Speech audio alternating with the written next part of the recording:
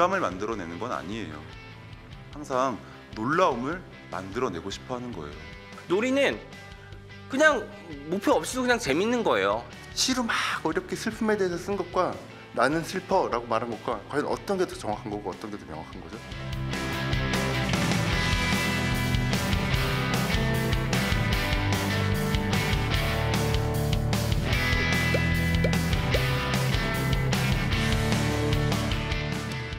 이런 걸 보면서 우리가 깨닫게 되는 건 그냥 새로운 걸 뭐 알게 되는 거 아니죠. 그냥 아 맞아 이런 게 있지 맞아 박수를 치고 손뼉 한번 딱 친 다음에 맞는 말인데 하고 좋아요를 딱 누르면 끝인 거예요. 근데 저것들을 통해서 얻을 수 있어요. 저게 공유하기 좋은 거니까 그런 걸 통해서 얻게 되는 인기 혹은 사람들에게 얻게 되는 호응이라고 하는 것이 말하자면 지금이 모두가 핸드폰을 쓰는 시대이기 때문에 그리고 지면보다 화면을 훨씬 많이 접하는 시대이기 때문에 가능해진 인기 그리고 가능해진 현상이라고 저는 생각을 하거든요. 그래서 저는 종종 생각을 해요. 그래서 문학이라고 하는 건 이 시대에 어떤 식으로 받아들여질까? 이게 뭐냐면 이제 트위터에 문학봇이라고 하는 유행이 생기기 시작했어요. 저게 뭐냐면 뭐 문학봇이 딱히 아니더라도 일단 저 트위터라고 하는 매체가 이제 시를 나르는 방식이 저런 방식으로 이루어져 있거든요. 뭐냐면 이렇게 한 구절만 시로 옮기는 거예요. 한 구절만. 저러면 사실 시가 훼손되거든요. 저것만 읽어서는 우리가 저 시가 어떤 내용인지 알 수 없어요. 시라고 하는 것은 그 구조 속에서 단순히 거기서 발화되는 것 이상을 만들어내고 발견하는 그 양식이기 때문에 저렇게 뚝 잘라놓으면 알 수 없거든요. 근데 어쨌든 간에 잘 다듬어진 말들이고 정서적인 말들이기 때문에 또 저렇게 뚝 잘라놓고 봐도 굉장히 그럴듯해 보이고 좋아 보이는 데가 있어요. 그래서 이제 이런 현상이 생겨나기 시작한 거예요. 말하자면 SNS에서는 길고 복잡한 글들은 잘 통하지 않으니까 사람들이 텍스트를 활용할 때에도 그 시 한 편을 다 활용하는 대신에 저렇게 잘라서 활용을 하는 거죠. 심지어는 저게 단지 우리가 저 짧은 문구를 보고 즐기자라고 하는 게 아니고 저 보면 알겠지만 저 도경수라고 하는 이름은 아이돌 멤버거든요. 근데 저 도경수 문학봇 유행 중에 가장 먼저 좀 반응을 끌었던 문학봇이라서 제가 가져온 건데 하여간 저 아이돌에 대한 어떤 해석을 새롭게 더하기 위해 활용하는 거예요. 그리고 또 특징이 뭐냐면 그래서 그 아이돌의 이미지를 같이 병치하잖아요. 지금 되게 이미지 중심의 시대가 되고 짧은 글 중심의 시대가 되고 그런 특징들이 고스란히 저기서 드러나고 있다고 할 수 있을 것 같아요. 제가 생각할 때 그래서 사람들이 지금 문학이라고 하는 것을 좋아하는 이유도 또 많이 받아들이고 있는 이유도 한편으로는 바로 저런 층위에서 저렇게 소비할 수 있기 때문에 받아들이는 것이 아닐까라고 생각을 해요. 문학이 왜 지겹고 여러분들이 그걸 안 좋아하실 수밖에 없는지도 항상 이해를 해요. 불편하니까. 항상 들어요. 시 왜 이렇게 어렵게 쓰냐고. 왜 요즘 시는 왜 이렇게 어렵냐고. 왜 이거를 이렇게 더 쉽게 말을 못하냐고. 근데 그럼 사실 제가 드릴 수 있는 말씀은 그냥 이런 거밖에 없거든요. 쉬운 시는 옛날에도 있었고 지금도 있고 지금도 굉장히 많아요. 다들 너무너무 잘하세요. 저는 사실 저렇게 하상욱처럼 그렇게 똑똑하게 천재같이 텍스트를 만들어낼 수는 없을 것 같아요. 지금 있는 시인들 어느 누구도 하상욱처럼 이렇게 재기발랄한 텍스트를 뽑아낼 수는 없을 거라고 생각을 해요. 그러니까 좀 전혀 다른 양식인 거죠. 전혀 다른 양식. 제가 좋아하고 제가 관심을 갖고 제가 시작하게 됐던 시는 오히려 그게 불편하기 때문이었어요. 불편하기 때문. 읽고 있으면 바로 읽고 뭔지 알겠다. 맞아 라고 생각이 드는 게 아니고 머릿속에 일단 물음표가 이만한 게 크게 남는 거예요. 이만하게 크게 남아서 이게 뭐야? 내가 지금 읽은 게 뭐지? 라고 생각을 다시 하게 만드는 거였어요. 그래서 저는 시가 좋았거든요. 그래서 시를 읽어야겠다는 생각이 들었고 그게 궁금하고 뭔지 모르겠으니까 써야겠다는 생각이 들었고요. 말하자면 제목이 공감의 문학, 놀라움의 문학인데 말하자면 제가 시에 항상 요구하고 싶어하고 그리고 제가 항상 시를 통해서 하고 싶어하는 건 공감을 만들어내는 건 아니에요. 항상 놀라움을 만들어내고 싶어하는 거예요. 보고 맞아 이게 아니고 이거 맞아? 라고 물어보는 거 그게 항상 제가 시를 통해서 느꼈던 즐거움이고 좋음이었거든요.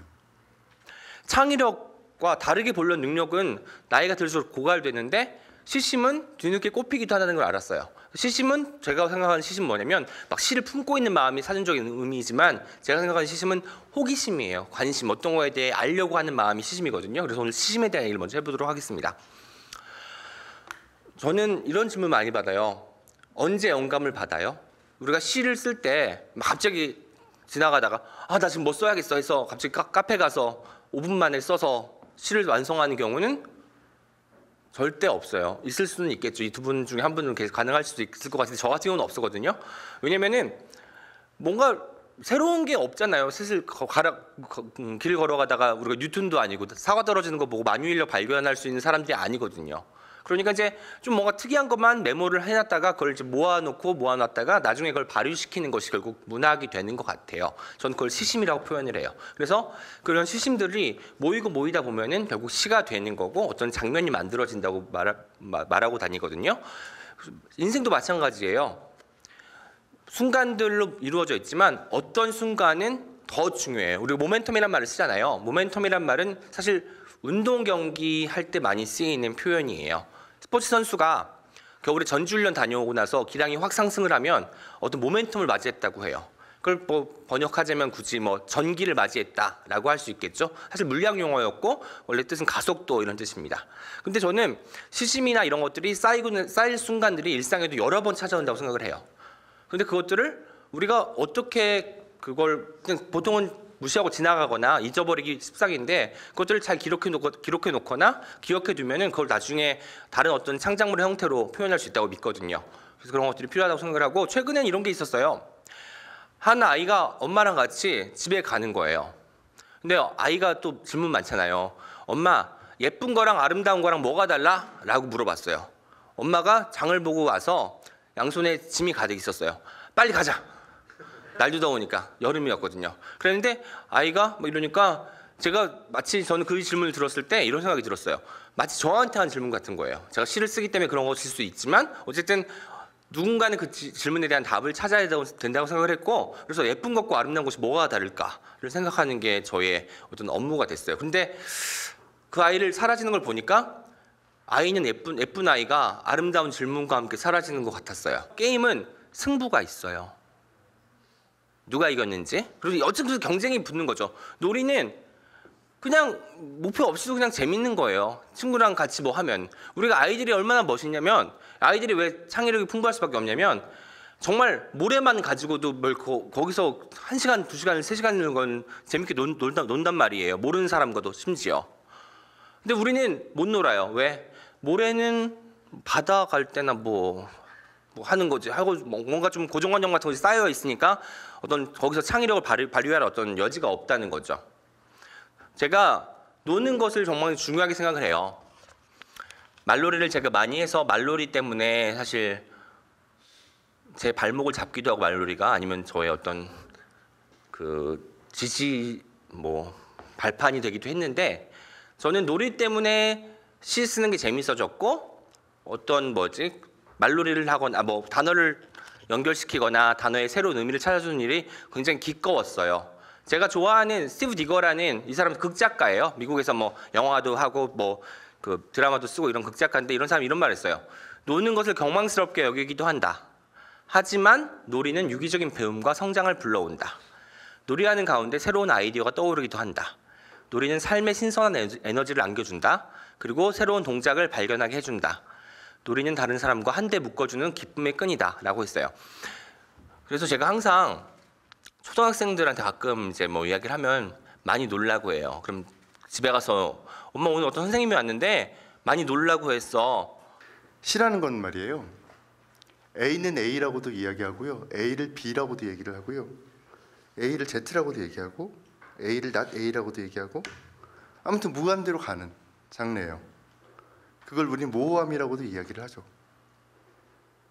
왜냐? 아까 황희찬 시인이 말했듯이 정답이라는 게 없어요. 슬프다. 나 지금 슬퍼. 나도 슬퍼. 이 두 사람이 말하는 슬픔이 등가일까요? 같을까요? 난 다르다고 생각해요. 우리 그냥 슬프다고 퉁쳐버리잖아요. 과연 그건 정확한 걸까요? 그러면 시로 막 어렵게 슬픔에 대해서 쓴 것과 나는 슬퍼라고 말한 것과 과연 어떤 게 더 정확한 거고 어떤 게 더 명확한 거죠? 시에서는요, 같음과 다름의 경계가 사라져요. 그래서 모호해요. 당연한 게 없고요. 그래서 시인은 언제나 의심하는 사람들입니다. 물음표라는 이야기를 아까 오은 시인이 얘기했죠. 불현듯 갑자기 이상하게 느껴지는 거예요. 시인들이라고 매일같이 시를 생각하느냐? 그러면 아마 제정신이기 힘들 거예요. 어느 순간에 불현듯 찾아와요.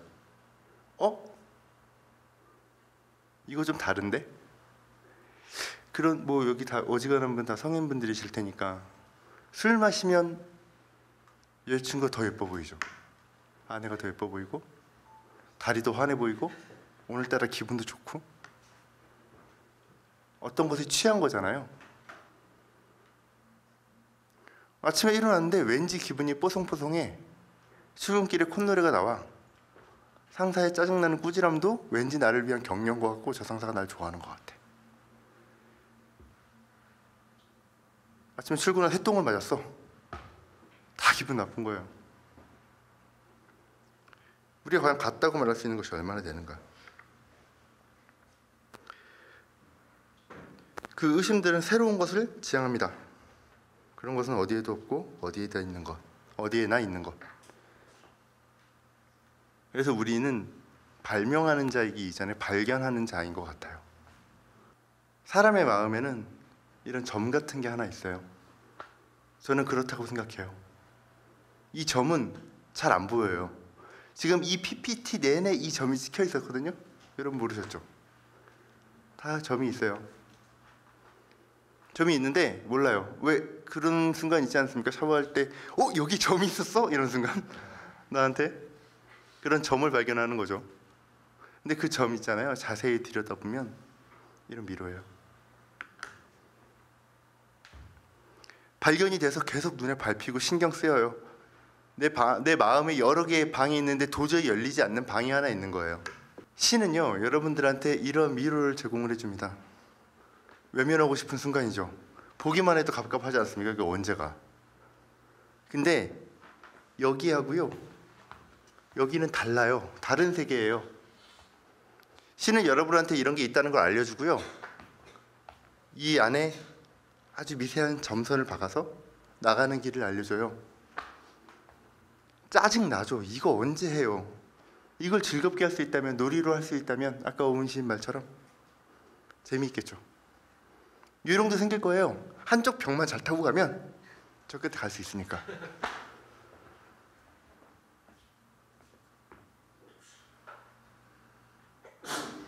분명한 건요, 시를 읽기 전하고요, 시를 알아서 읽고 나서 여기에 왔을 때 나는 다른 사람이라는 거예요.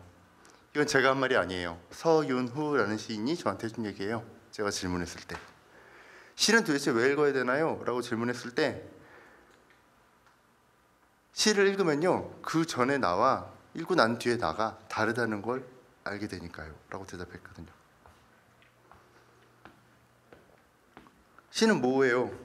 맞습니다. 모호해서 어렵습니다. 이게 뭐라고 하는 건지. 근데 말이죠, 계속 읽다 보면 그게 참 아름다워요. 이상하죠? 불가해한 게 아름답다는 거. 말을 예쁘게 써서일까요? 공감을 유도하기 위해서일까요? 아니라고 생각합니다. 마음을 언어로 구조화시켰기 때문이에요. 좋은 시는 아무리 난해했어도 나쁜 시는 나쁜 시로 보이고 좋은 시는 좋게 보여요. 그 시가 어떤 이야기를 하든 그 시가 자연의 아름다움을 여러분들에게 들려주든 사람의 마음의 악한 면을 보여주든 어쨌든 간에